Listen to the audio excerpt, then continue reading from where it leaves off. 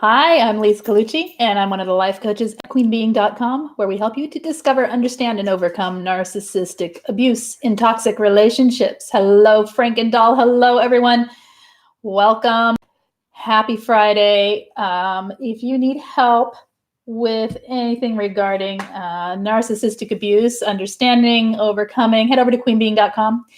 If you have not hit subscribe to this channel, please do so and hit the thumbs up if you enjoy these as well. So I'm going to get started today. We're going to talk about healthy relationships, signs of a healthy relationship, actually 20 signs of a healthy relationship. People ask me all the time about what is a healthy relationship, saying that they have never had one. So how would they know how to have one or what it would even look like? So we'll talk about that as a little bit more positive way to end the week. I want to let you guys know that for the holidays, for Christmas holidays at least, Christmas Eve and Christmas, there will be a little hangout on Zoom. You need to be in one of the SPAN groups, Spanily Home or SPAN on Facebook, in order to access the link to those. It will be in a Zoom chat with me, and what we're going to do is bring something to share that is short and positive, like a poem or a song or a story or anything that is inspiring to you, or just some words or something like that. And then at the end, we will do some coaching for anyone who needs it. So I'll leave some time for that. We'll go, whoever's in there will have, and that'll all be free, and it'll all be both Christmas Eve and Christmas. So that's for next week, and I will come on here and say Merry Christmas as well. So anyway, we'll keep going with today's topic, which is healthy relationships. So if that sounds good, hit subscribe and let's start talking about this. All right. Who is in here? Frank and Doll. Hello. Okay. So healthy relationships, what do they look like? I'm just going to go through these in the numbered as I have them numbered here. Number one, and let's talk briefly also about how it compares to a not healthy relationship, right? Or what it looks like when you're with a narcissist. Okay. Hi, Robin. So number one, you have space to be you.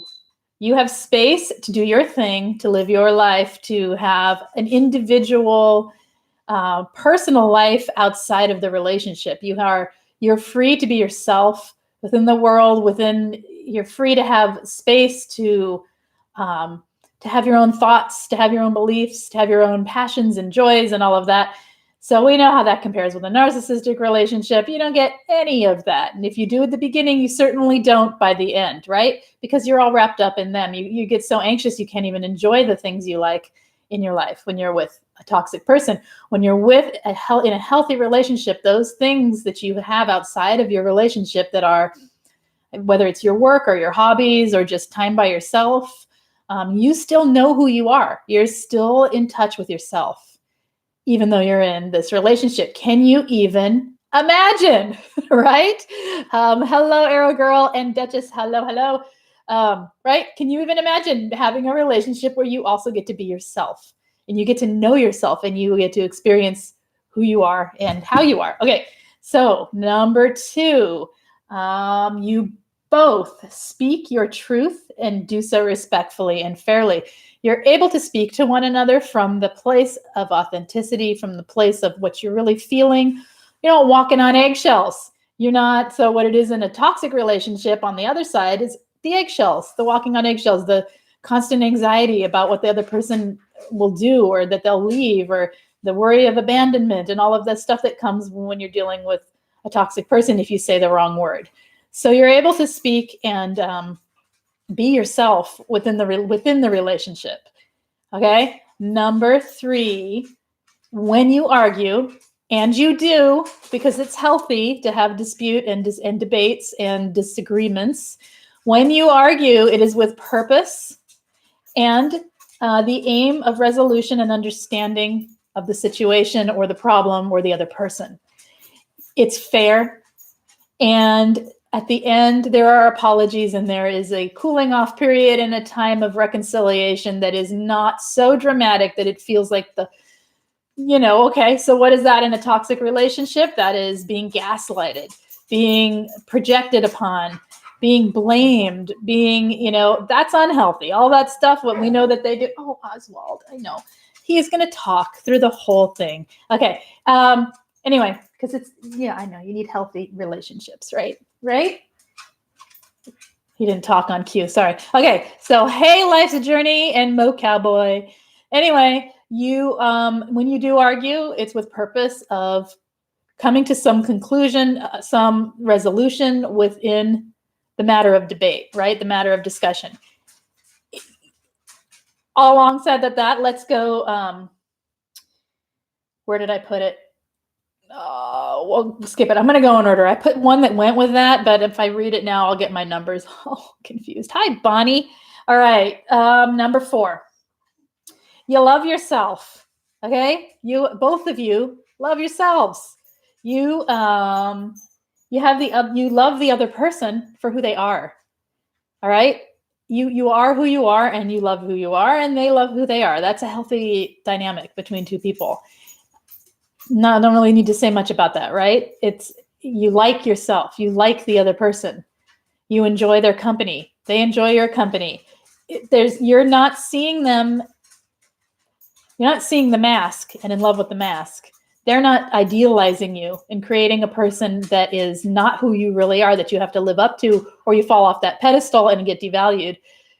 You are who you are, and you love that person. They are who they are. They love that person. And together you can appreciate who the other person is, and they appreciate who you are. Oswald, you need to be quiet though. Lay down. Number 5. Number 5, joy is present in the relationship. You ever notice when you're in a toxic relationship, it is void of joy? The joy is gone. Joy is no longer present after a certain amount of time. It is all stress. And the only thing you get is a relief from stress, and that feels like happiness. In a healthy relationship, joy is present. It's not present all the time, but it's present, right? It's part of your daily life. All right. Hello, Shastina. And then number 6 sign of a healthy relationship, compromise and balance. There is compromise that goes on within the relationship for whatever needs compromised. And there's balance within that not one person getting their side all the time. So what does that look like if you're talking toxic? Obviously, right? One person getting their way all the time, never listening to the other person's side. The compromise is one-sided. Everything is transactional. And so the only time you get your way is if you've given a certain amount and you have to give like 100 to get 1, So compromise and balance. In a healthy relationship, you want the compromise. You don't want your way all the time. They don't want their way all the time. The whole point of relating to another person is sometimes to see another perspective and to see another way of doing things. And sometimes it means not getting your way, right? And sometimes it means, yes, getting your way. So compromise and balance within that.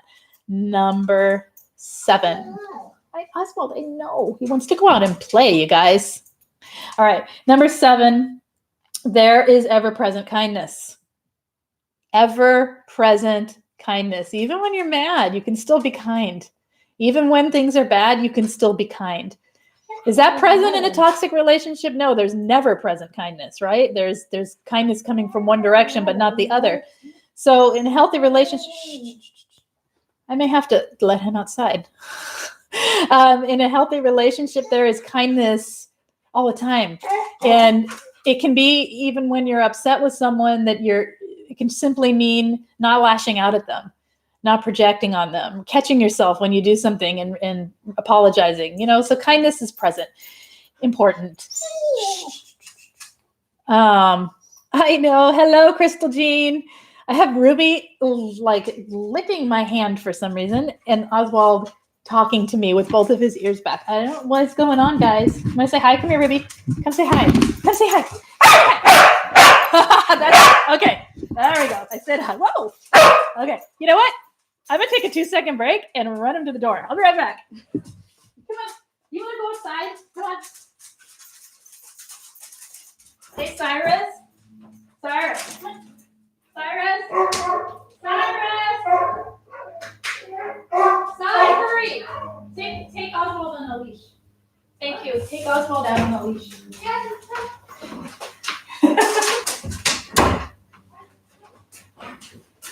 Okay, sorry about that. Hello. It's been pouring rain and they're all super cooped up. So I had my kid go play with them. All right.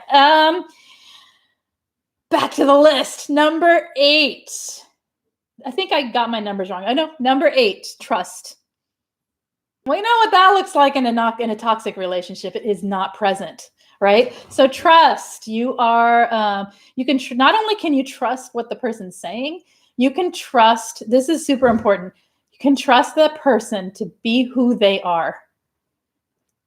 Right? After toxic abuse, it's a tricky one, but we can get there to where we can know a person and know ourselves enough to understand what's going on and learning to trust that other person, learning to trust yourself. So the trust is important in a healthy relationship, right? And that doesn't mean blind faith. And that doesn't mean, I know they are. Okay. He's an Aussie. Yes, he is. Sorry, I'm reading what you guys are saying. Yes, he's an Australian Shepherd, and she is too. So yeah. Okay. Anyway, trust is big for, and that doesn't necessarily, like I said, it doesn't necessarily mean just because I love you that I believe everything you say. It means you're consistent. You've proven to be who you say you are. The things you do are in line with the things you've done before. You know how it is. Yeah, no blind faith. Trust yourself.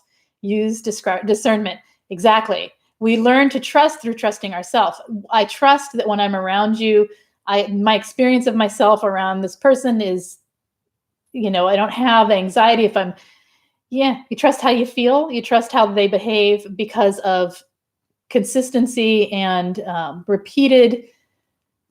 Can you be fooled? Sure. People can do it, but hopefully you're not just trusting, right? Hopefully, like, if there's 20 things here, hopefully you've got 15 of them firmly in place when you're trusting, right? So it's not just one thing.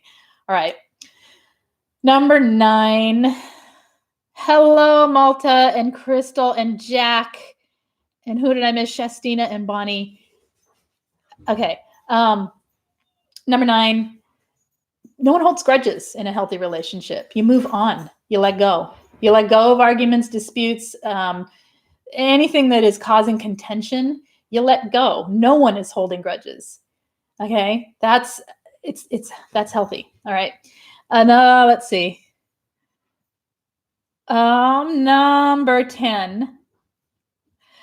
There's shared intimacy. And I don't just mean sexuality. I mean intimacy. That you can share you can be open and share your vulnerabilities with one another. You will know that even if you're with a covert narcissist and they are feigning vulnerability in front of you, if you learn to see it for what it is, you will see that it was not vulnerability. It was victim stance. Vulnerability does not necessarily mean somebody bearing their soul all the time and sharing the thing that makes them the most profoundly in need of your empathy. That's what a covert narcissist will do, as showing you vulnerability, right? They'll show you something. Oh, I'm so afraid of being abandoned, they'll say, or, I'm just so afraid of getting hurt. And so you protect at all costs that vulnerability, that one piece. But vulnerability really is being willing to be your dorky self, right? It's being willing to be whoever you are, and them doing the same. And it's sharing silly things as well as it is sharing those tougher things that we share. It's not just the heavy stuff. Being naive is a vulnerability. That's more like turning a blind eye to the situation, I think, unless you just don't know. If you simply don't know and it's naivete from unawareness, that's a different thing. But being naive, like not wanting to look at it, is a different situation, I think.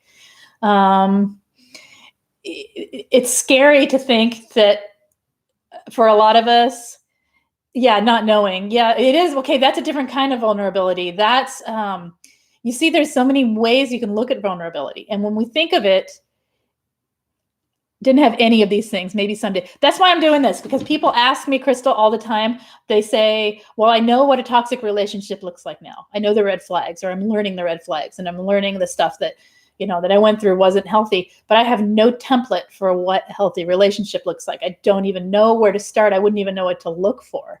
I don't even, so if you know the red flags, but you don't know the white flags, or whatever you want to call it, not even white flags, you don't know the, shiny, whatever they are, flags. If you don't know the good things, and you don't know the healthy, how it could work together, all you can do is fear, because then all you're doing is running around looking for toxicity over and over again, right?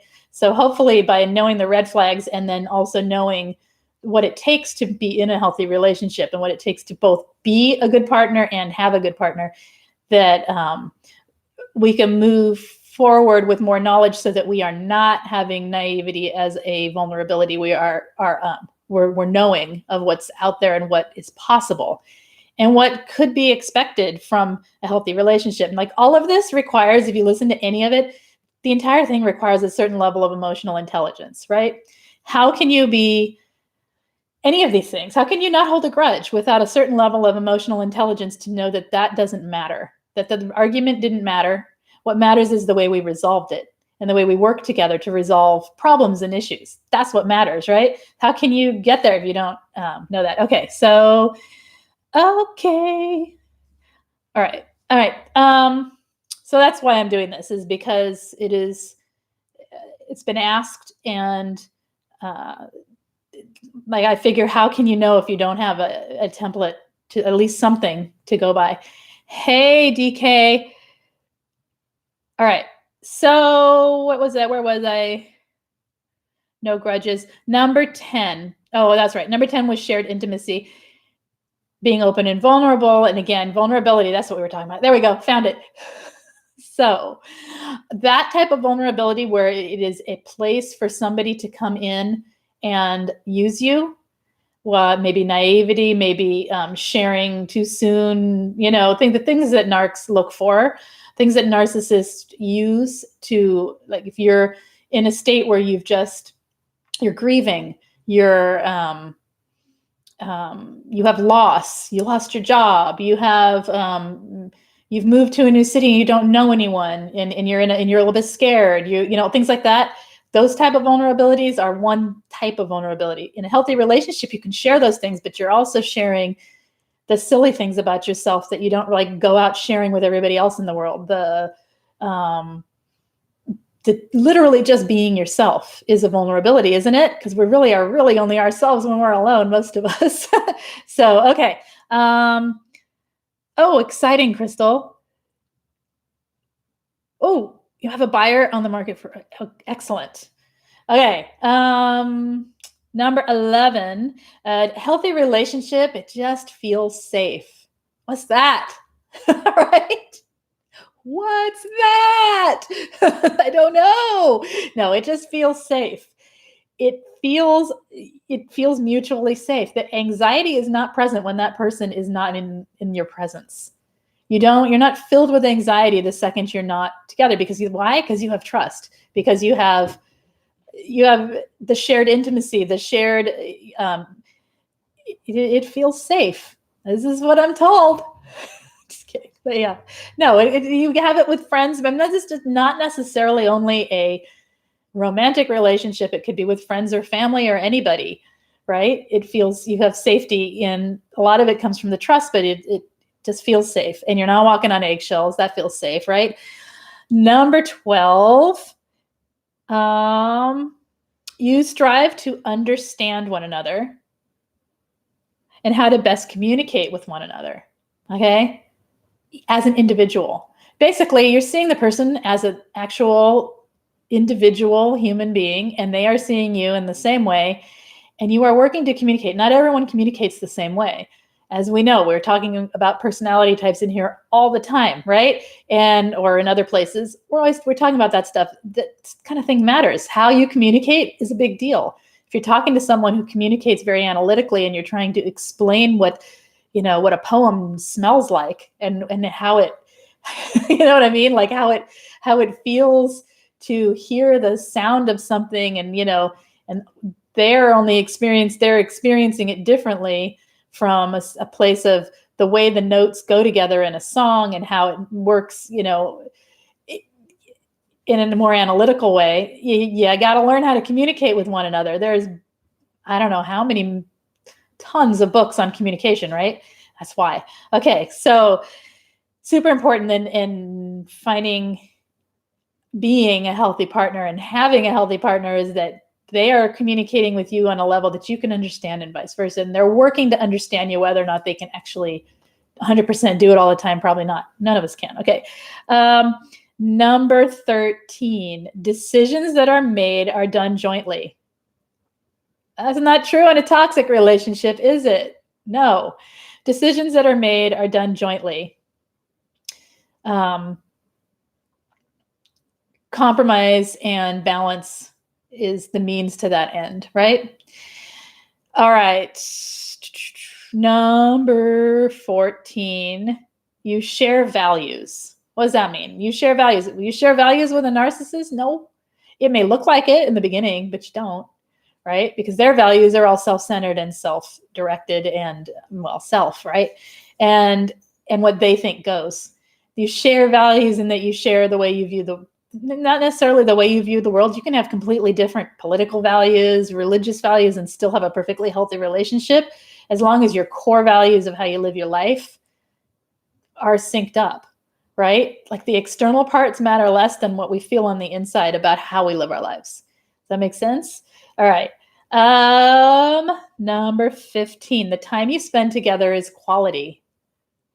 Is that true with a toxic person?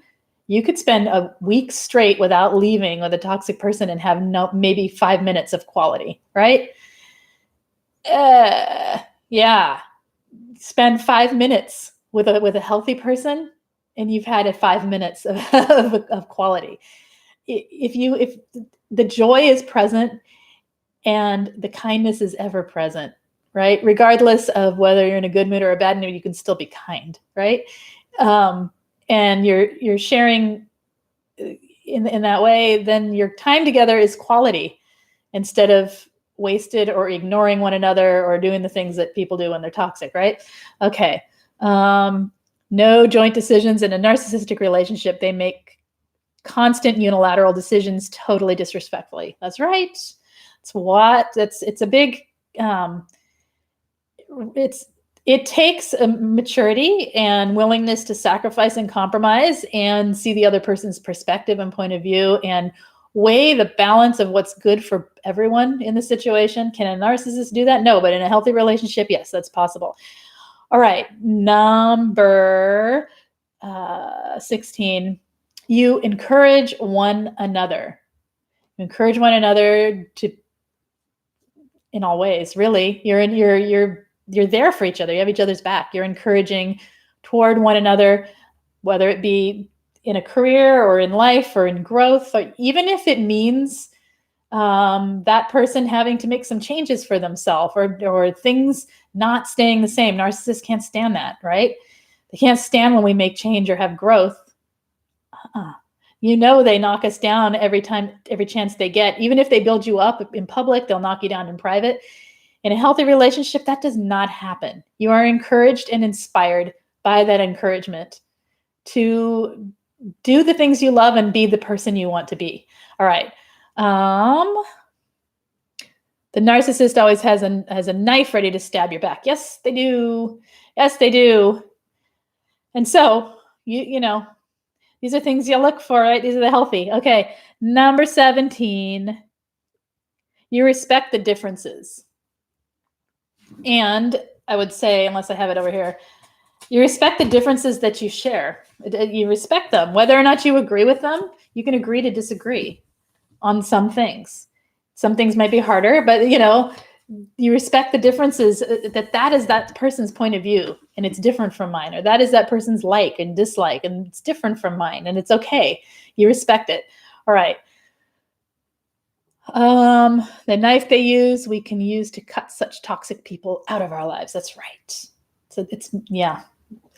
All right. Yes, because by recognizing it, you can instantly remove them. By recognizing that someone is toxic and you realize that they're literally, have the, they do not have your best interest at heart. They don't have anything. They're literally, not literally, they're figuratively, have that knife. You can use it by then seeing the truth for what it is and stepping away. They say you never use my ideas. Oh, yes. Okay. Okay, number 18. I have 3 more. Number 18 for healthy relationship. There's a quality to what is put into the relationship, whether it's energy, focus, willingness, working toward goals. What did I say here? At the attention that's put in, there's equality. If not one person is not chasing the other, one person isn't devalued beyond the other person, you're equal. You're equal in your worth, and you're equal in your who you are as a person, being important in the relationship, important in this life. There's equality of what's put in energy-wise as well. One person is not holding the weight of the relationship. One person isn't the one fixing everything.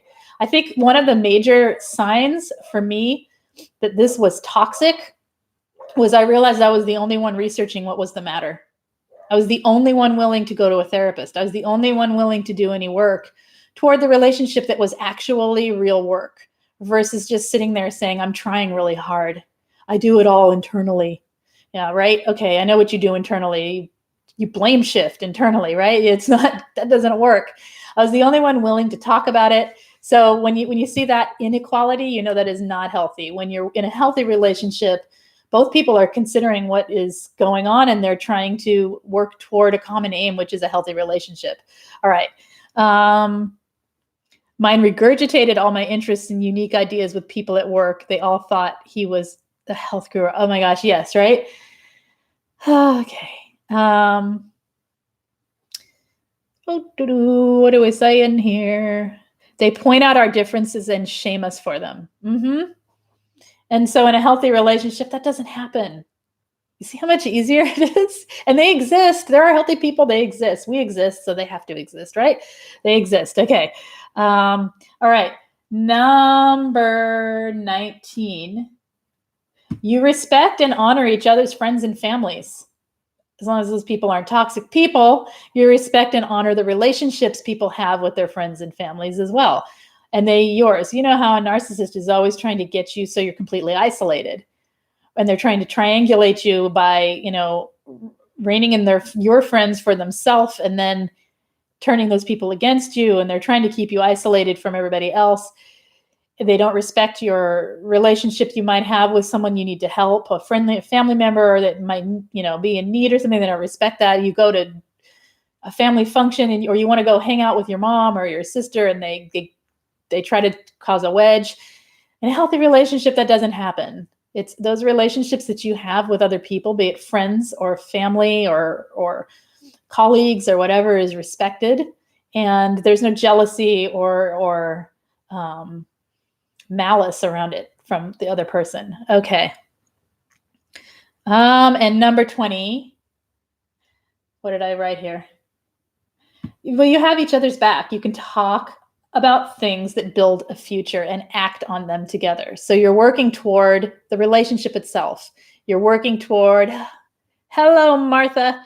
You're working toward creating a future and living in the present in the best possible way with one another.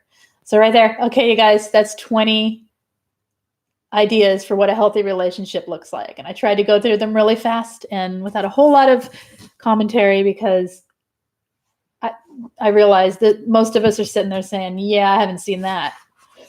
But there it is. Those are the 20 that I could think of and find for today. Anybody have any other ideas about what a healthy relationship would look like? Or do you have anything you want to talk about today or need to talk about today, or any questions or ideas? We can change topics. So let me know. What are we saying here? Same, only one proactively doing the work and the research. Yes. Okay. I still want the narcissist to be able to change. I now raise a few. Oh, okay. Yeah. Okay. All right, you guys, anything else for today, or I can end early? It's up to you. Again, we're going to have Christmas together briefly here. Christmas Eve and Christmas Day. They talk bad about your friends and make them feel uncomfortable. Yes, they do. And in a healthy relationship, that does not happen. All right. Anything else, you guys, for today that you would like to talk about? Anyone struggling with anything that they have a question with, anything like that, let me know. What are we saying? It's good to hold a blueprint of what a healthy relationship is, as opposed to being around a narcissist. It is, and it's not something that most of us have had examples of in our life or had experienced firsthand, right? So that's what it is. Okay. My hand had her back in her sights, right? Yeah. Not like that. That's not what I meant. All right. I finally gave up on, okay. All right. I think we're done then, right? Anything else, you guys? Not feeling anxious or that itchy skin feeling all the time. I have that now, being single. You do? You have that being single? You feel anxious all the time? And what's that about, Crystal? You feel more as anxious as you did with a toxic person, or do you feel it differently, or what's going on?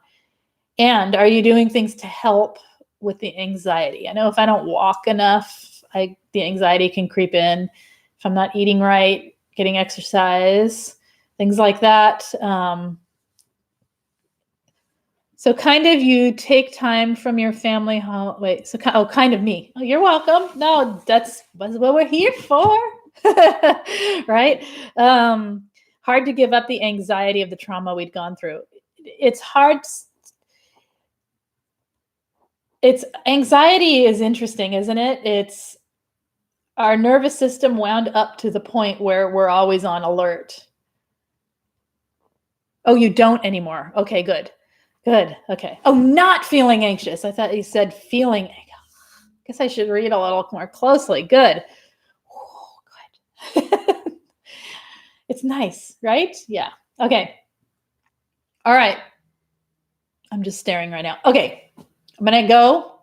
And unless someone has anything they need or wants to talk about, any topics for next week, we have a holiday coming up. So part of it will be that, but other things too. Anything you guys need, let me know. You can always leave me comments in any video and I will get to them if I am able. If you would like texting, notification of my going live, you guys text me at 33222 and put the word Lise Live, LISELIVE, hit send, and I will text you about 10 minutes prior to going live. Robin is saying something important here. I'm not going to stop until I talk to you about this. You're saying this list made me sad, but was affirming. Yes, it is sad because we realize we either didn't have it, we haven't had it, we don't know how to get it. How do you get these things? How do you get there? How do you become these things for your friends, for your family? You become them not by being a people pleaser, but by loving yourself. Going back to number, what was it? 3 or whatever it was, number 4. You love yourself and you surround yourself with other people who are working toward their own positive lives, right? That helps. You work toward your own healing, and these become boundaries. Like, I don't want to be around someone who's a grudge holder. I just don't. I'm okay if, like someone taking their time to recover from something is one thing, but grudge holding, no, I don't. If it's done, it's done. Can we please move on? There's no time, right? I don't want to be around a lot of the things that would be the opposite of this. I don't want the toxic. I don't want to be around constant joy sucking, vampiric, toxic people. The boundary is there. The boundary is there now. If I feel it, I'm out, right? There's just no time. There's no time and no energy for it. So I try to keep joy present in my own life. You can be in a healthy relationship with yourself, you guys. If it makes you sad because it's something you haven't had, Start being this for yourself. These are ways to be, as much as some of them maybe require another person, but a lot of them you can do on your own toward being there for yourself. I could go through it again, but if you listen to it again, or if you think about some of the things I said, you can find that in your life on your own. And when you're that for yourself, then your boundaries are set for what you will tolerate and accept in your life, for what feels normal, for what feels healthy. And when someone comes in and is in any way toxic to you, you can draw the line quicker. All right. I think she is doing okay. Crystal, I think she's doing okay. I will pass along your comment, but I think she's fine. Let's see. Self-healing, very important. Healing to happiness. Yes. Fortunately, I had a good role model of foster care. The military. Good. Sorry. Did I miss anything here, you guys? Connectedness. More on the topic of healthy relationships. Connectedness. Say more about connectedness, Mo Cowboy. So hard around the holidays, holiday hoovers, and the memories of holidays gone with the narcs. It is hard around the holidays. Wait, I had maybe 2 of these in my last regime and making good choices for me. Thanks. Okay, good. Okay. All right. I haven't talked to her today, but I think she's okay. So it is December. It's all off, right? Hold on, you guys. This is the hardest month. I can tell you from where I sit and what I see and hear on a daily basis. December is the hardest month. So hang on, you guys. We got a couple weeks. Take some deep breaths, get some meditation in, get some time for yourself, a little bit of humor around the whole thing if you can, because December is it's every year it's like this and it's tough. It's almost January. It's almost a new decade, you guys. All right. 2020, I'm signing up for a psychology and counseling degree so I can do this work for others. Excellent. What are we saying here? Connected. The way healthy people share and are vulnerable to each other, each receiving energy from the other in reciprocity. Yes. That is also a sign of healthy relating, isn't it? Being able to have that connected, well, I called it intimacy, but that's just pretty much the same thing, right? My nose to push buttons. Could you do more about gray rocking? Yes, I can do more about gray rocking. I don't even mean basic gray rocking. I mean when they get completely out of control and hound you endlessly. Oh boy. Yeah. Okay, we can talk more about gray rocking. Gray rocking, the extremes, right? Okay. A healthy way to connect in relationships. Are you asking or are you stating connectedness is a healthy way?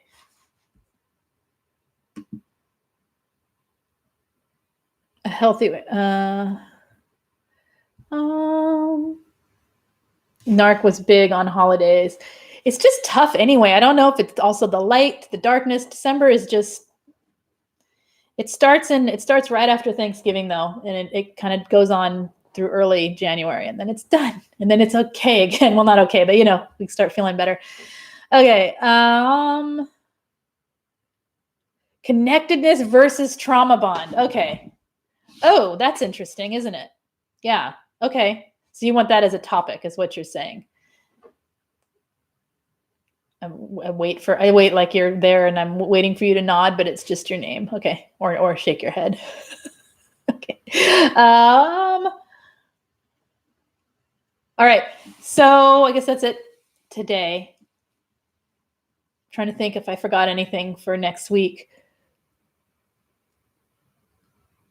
Yes, potential topic. I like it. Okay. I know you're laughing at me going, huh? All right. For next week. Yes. Christmas. Oh, come on. I'm trying to think of a time. What's a good time, you guys? Is this time a good time or earlier? Maybe I'll try earlier in the day. it's not so late for people in the UK. And come on, yes, I'll come on earlier in the day on Christmas. New Year's Eve, I don't know, probably around this time. I'm not sure. You've been eating too many chips. Okay, and that's it. You have no idea why you're laughing? It's okay. Just laugh. It's all good.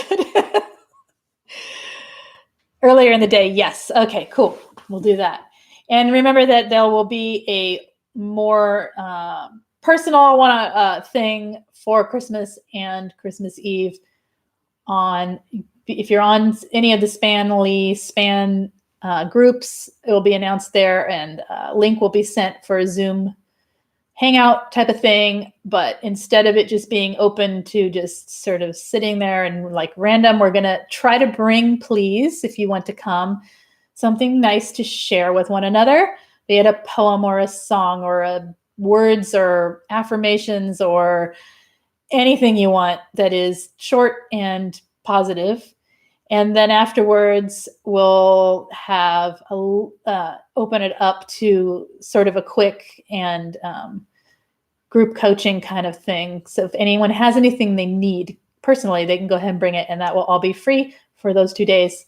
So there's that. And if there's nothing anyone has, we'll just keep up with the positive tidbits and then go on our merry ways. Okay. This is an example of positive energy. Okay. Lots of holiday anxiety, parties, presents, family, and more. Oh my. We'll be so happy when I can be happy again around the holidays. It's, yeah. Year by year, right? Finding maybe one tradition that you do this year that is a self-care thing. Maybe that's an idea. One thing that you do for yourself that you get, and while you're doing it, pay attention. Even if it could be a totally indulgent thing, or it can be a simple thing, whatever it is, finding one thing that gives you, and then next year do it again, that same thing, or build on it and create some new rituals and celebration for yourself. It's not going to make the season feel better, but it might make that moment feel better. Does that make sense? And then next year you build on it, and hopefully as the abuse and the trauma heals, those types of things become bigger and more take over more versus the toxic part that takes over. Okay. Grounding, stay in the present, the power of now. And really, Bonnie's one thing that maybe something indulgent, maybe something with humor, maybe anything that you can, that's big enough to like sort of shock you out of the stress feeling into another positive emotion, and then notice that you're there. That's the important part. Like just doing the thing is great, but doing the thing and coming back to the now, aha, I just had a great moment. That's good. And then if the rest of the day's bad, you had that moment, right? Okay. All right. All right, you guys, if you've not hit subscribe. If you enjoy these, hit the thumbs up, and I will see you on Monday. You all take care. Have a wonderful weekend, and I'll see you next week. Bye.